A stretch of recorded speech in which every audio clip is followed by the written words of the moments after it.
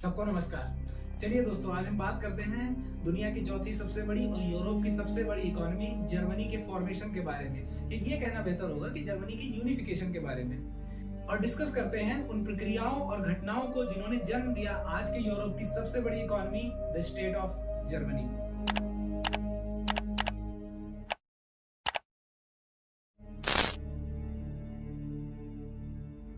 तो दोस्तों, जैसा आज हम जर्मनी को जानते हैं, जर्मनी हमेशा से ही वैसा एक एकीकृत ज्यादा हिंदी हो गई नहीं, हमेशा से वैसा ही एक सिंगल यूनिफाइड कंट्री नहीं था। दरअसल आज जिस क्षेत्र को हम जर्मनी कहते हैं वह 19वीं सदी से पहले कई छोटे छोटे राज्यों में बटा हुआ था। उस समय वो सभी राज्य होली रोमन एम्पायर का हिस्सा थे, जिन्हें उस समय नेपोलियनिक वॉर्स के दौरान डिसॉल्व कर दिया गया। तो दोस्तों, साल था 1815, जब वियना की कांग्रेस के बाद एक यूरोप में एक नई कूटनीतिक एवं राजनीतिक व्यवस्था की स्थापना की गई, जो कि पावर बैलेंस यानी कि शक्ति संतुलन पर आधारित थी। इस नई एस्टेब्लिशमेंट में ऑस्ट्रियन लीडरशिप में जर्मन राज्यों का एक संघ यानी कि यूनियन शामिल था।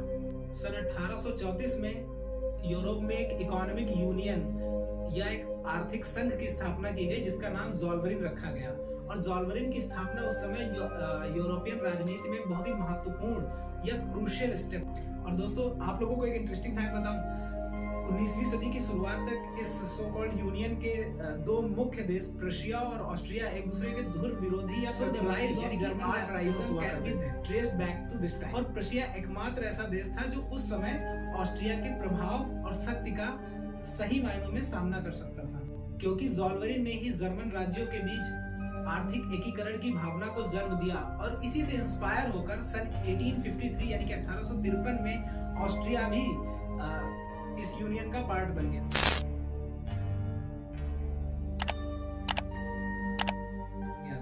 सन 1830 से लेकर सन 1848 तक छोटे छोटे जर्मन राज्यों में लगातार आंदोलन चलते रहे, और इस रिवॉल्यूशन के दो उद्देश्य थे। पहला यूनिफिकेशन ऑफ जर्मनी और दूसरा था establishment of liberal and constitutional governments.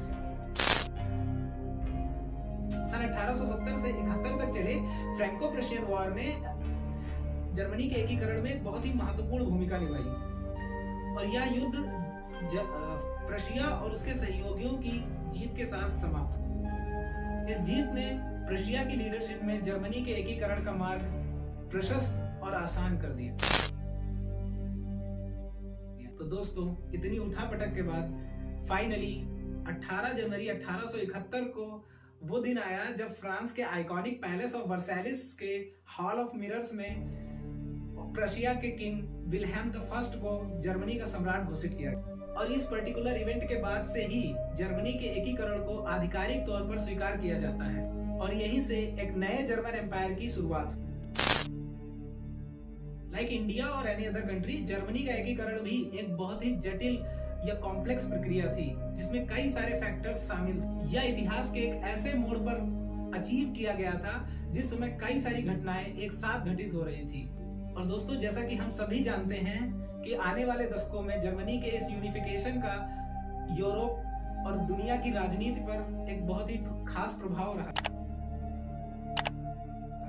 आप लोग मुझे कमेंट करके जरूर बताएं कि इनमें से कुछ महत्वपूर्ण प्रभाव आपके हिसाब से क्या थे।